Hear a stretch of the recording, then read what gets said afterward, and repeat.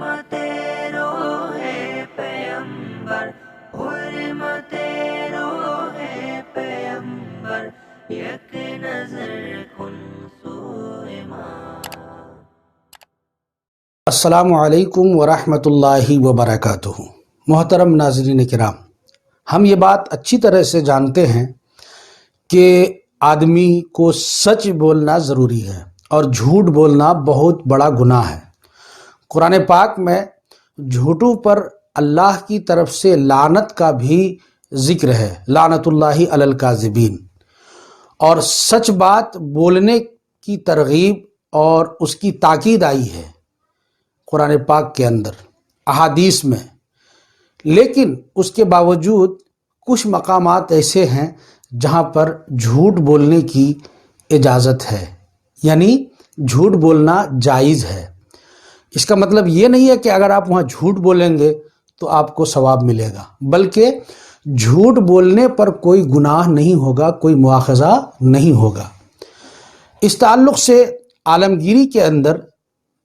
3 صورتوں کا ذکر کیا گیا ہے جہاں جھوٹ بولنا گناہ نہیں ہے۔ ان میں سے ایک جنگ کی حالت ہے کہ یہاں اپنے مقابل کو دھوکہ دینا ہوتا ہے، اور اسی طرح اگر کوئی ظالم ظلم کر رہا ہے تو اس کے ظلم سے بچانے کے لیے جھوٹ بولنا بھی جائز ہوگا۔ دوسری صورت 2 مسلمانوں کے درمیان صلح کرانے کے لیے، مثلا 2 مسلمانوں میں خوب جھگڑا ہو گیا، لڑائی ہو گئی، آپس میں کافی شدید نزاع ہو گیا، ایک دوسرے کو لوگ دیکھ نہیں پاتے ہیں وہ دونوں، اور ہر وقت اتاولے ہوتے ہیں لڑائی مار کرنے پر، اور دونوں میں مصالحت سمجھ میں نہیں آ رہی ہے۔ ایسی صورت میں کوئی تھرڈ پرسن، تیسرا آدمی اگر ان دونوں کے درمیان مصالحت کرنا چاہے تو بہت اچھی بات ہے، لیکن اگر اس کو اس مصالحت میں جھوٹ کا سہارا لینا پڑے تو شریعت اس کو اجازت دیتی ہے کہ آپ جھوٹ کا بھی سہارا لیجئے۔ مثلا ایک کے پاس جا کے یہ کہے کہ ارے فلاں آدمی آپ کی تعریف کر رہا تھا، وہ آپ کو سلام بھیجا ہے، وہ تو آپ کے بارے میں اچھا گمان رکھتا ہے، اسی طریقے سے پھر اس کے پاس جا کر کے اسی طرح کی باتیں کہے، فلاں نے آپ کو سلام بھیجا ہے، وہ آپ کی تعریف کرتا ہے، وہ آپ کے تعلق سے حسن ظن رکھتا ہے، حالانکہ دونوں طرف سے اس تیسرے آدمی کو کسی نے کچھ کہا نہیں، یہ اپنی طرف سے یہ سب کچھ کر رہا ہے، تو شریعت اس کو اس بات کی اجازت دیتی ہے۔ اسی طریقے سے تیسری جگہ جہاں پر جھوٹ بولنے کی اجازت دی گئی ہے وہ ہے کہ اگر بیوی کو خوش کرنے کے لیے خلاف واقع کوئی غلط بات کہنی پڑے جس سے وہ خوش ہو جائے تو اس کی بھی اجازت ہے۔ ناظرین اکرام، اندازہ لگائیے آپ کہ ایک گھر کو بچانے کے لیے، میاں بیوی کے درمیان آپسی تعلقات اور الفت و محبت قائم رکھنے کے لیے شریعت نے جھوٹ کا سہارا لینے کی اجازت دیا ہے۔ اب ایسے موقع پر وہ لوگ جو اپنی بیویوں پر تشدد کرتے ہیں، جو فوراً اتاولے ہو جاتے ہیں، انہیں سبق لینا چاہیے، انہیں سوچنا چاہیے کہ اتنا بڑا معاملہ، اتنا بڑا گناہ جو جھوٹ بولنا گناہ کبیرہ ہے، جس جھوٹ بولنے والے پر اللہ کی لعنت ہے، اگر بیوی کو خوش کرنے کے لیے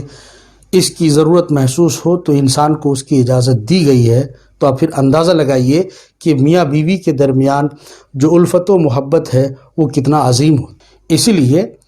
ہمیں اور آپ کو چاہیے۔ اس تعلق سے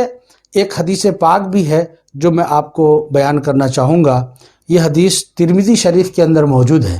اور اسماء بنت یزید رضی اللہ تعالی عنہا سے روایت ہے۔ وہ کہتی ہیں کہ رسول اللہ صلی اللہ علیہ وسلم نے فرمایا کہ جھوٹ کہیں ٹھیک نہیں مگر 3 جگہوں پر۔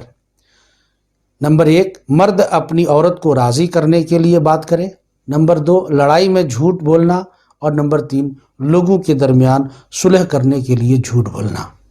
ناظرین کرام، عالمگیری کے حوالے سے اور ترمذی شریف کی اس حدیث کے حوالے سے یہ بات واضح ہوتی ہے کہ جھوٹ بولنا ان مقامات پر درست ہے، لیکن جس بات کی طرف میں آپ کی توجہ دلانا چاہتا ہوں وہ یہ ہے کہ ایک بیوی کو اپنی زوجہ کو خوش رکھنے کے لیے جھوٹ بولنے کی اجازت دی گئی ہے۔ اس کا مطلب یہ ہے کہ بیوی کی ناراضگی کو جیسے بھی ہو انسان دور کرے۔ اگر سچ کے ذریعے سے دور کرنا ممکن ہے تو دور کرے، اور اگر اس کو اس طرح سے دور کرنا ممکن نہیں ہے اور غلط بول کر کے اس کی